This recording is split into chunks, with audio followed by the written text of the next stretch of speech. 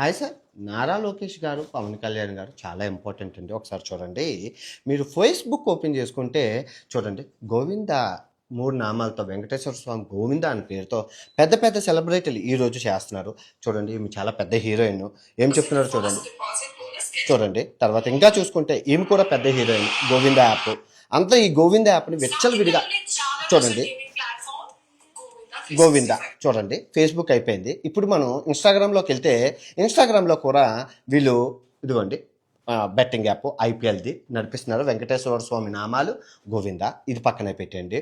So date వచ్చేసి మనకి 16వ తారీఖు వెడ్నెస్డే. బుధవారం 16వ తారీఖు 2025. సో మీ ప్రెస్ మీట్ కూడా మీరు లైవ్ చూసుకుంటే మీ ప్రెస్ మీట్ కూడా నడుస్తుంది. లోకేష్ గారిది, తర్వాత చంద్రబాబు నాయుడు గారిది మనకి ప్రెస్ మీట్ అయితే జరుగుతుంది ఇక్కడ గుంటూరులోని. రూపాయి కూడా ట్యాక్స్ ఉండదు. గెలుచుకున్నా సరే ట్యాక్స్ ఉండదు. ట్యాక్స్ ఉండదు. 0% tax.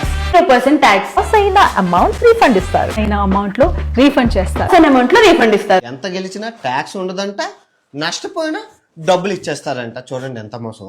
ఇప్పుడు టెలిగ్రామ్ విషయానికి వస్తే టెలిగ్రామ్ అప్ టు డేట్ ఈ రోజు వరకు మీరు చూసుకోవచ్చు.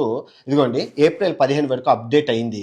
సో ఇక్కడ మీరు మీడియాలో చూసుకుంటే చూడండి, దీన్ని సెలబ్రిటీ ప్రమోట్ చేసే వాళ్ళు ఎంత పెద్దవాళ్ళంటే సిరి హనుమంతు,